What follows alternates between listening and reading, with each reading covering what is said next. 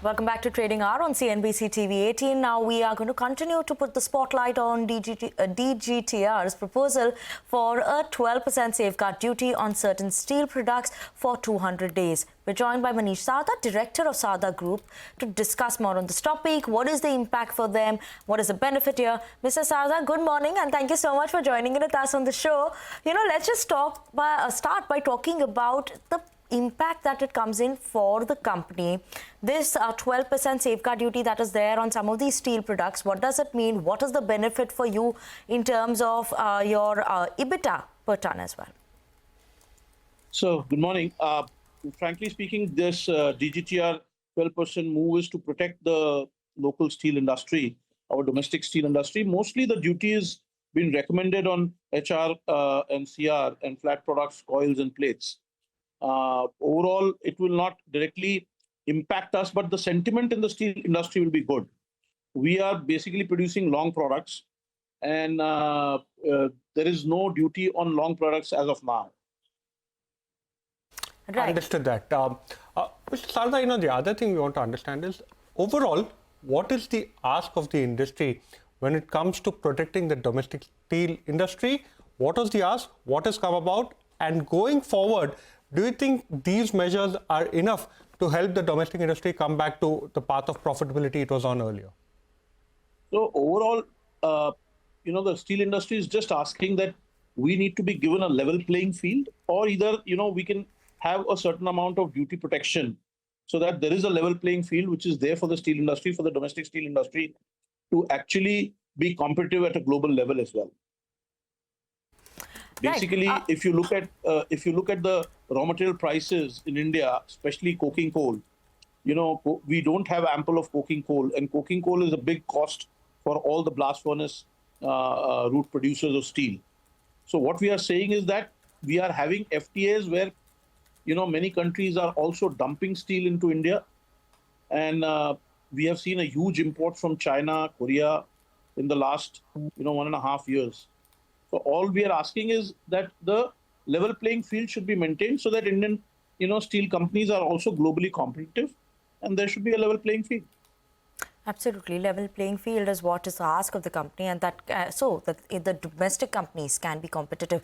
Mr. Sarda, like you said also, you all are mainly into longs, but you do sell pellets as well. So overall, this is surely going to be having some benefit on the value chain and the gain coming in for this as well. Does this in any way will help your EBITDA also, this move, or any sort of that incremental benefit that you could see because of this? So right now, I will not be able to predict anything. We have just, got the news of this 12% duty as a 200-day duty, which has been proposed by the DGTR. We'll have to see the actual impact in terms of the pricing increase that happens on the flat products, but surely the overall sentiment will be good of the steel industry. Basically, what I see is that there will be a certain amount of price increase that will come into effect. We have to see what is the overall price impact. And yes, raw material prices will also move up. And it should, I personally feel it should overall increase the profitability of all steel companies and the value chain as well. Understood that. The other important aspect, especially when it comes to a player like you, is number one, what is the kind of sensitivity that price increases have against demand? Do you think there could be a certain impact as far as demand is concerned, or do you think demand continues to remain quite robust? And the other question is, what is the trends as far as iron ore pellet prices are concerned? What has been the trend so far? Going forward, do you think that can improve?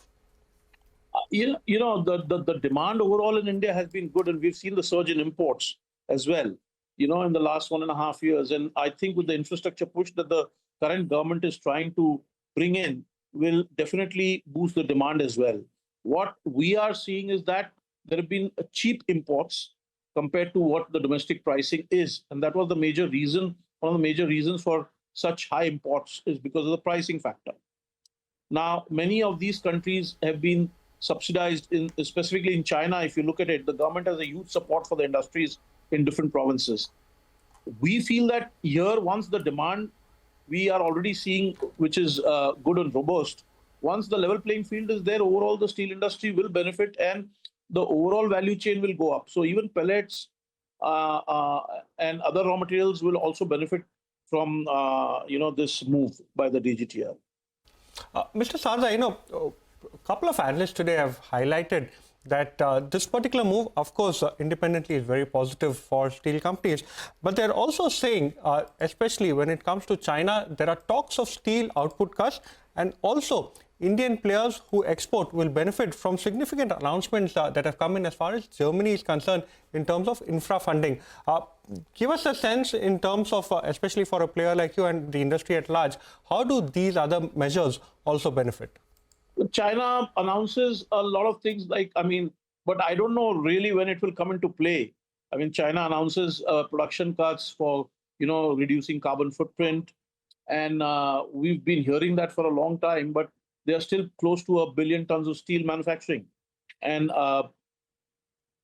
the overall protectionist attitude, from different countries, what we are seeing has created quite a volatile situation for the moment. I really think that once the clarity on production cuts are there actually in reality, then only we'll be able to see the benefits that India will get. But any cuts or any production which goes out from China will definitely help India in a big way. Mr. Sarda, can we now decisively say that Q3 was the worst, especially when it comes to the metal and mining sector in terms of EBITDA per ton, EBITDA margins? Do you think Q4 onwards we can now see a significant uptick?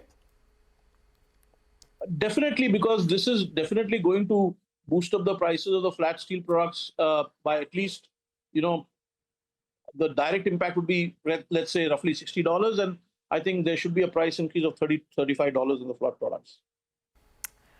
Okay, Mr. Sarda, that's an interesting number, keeping an eye out on that. And thank you so much, for joining with us on the show, explaining it to us, what it means for the industry as well as the company, hoping for the best going forward.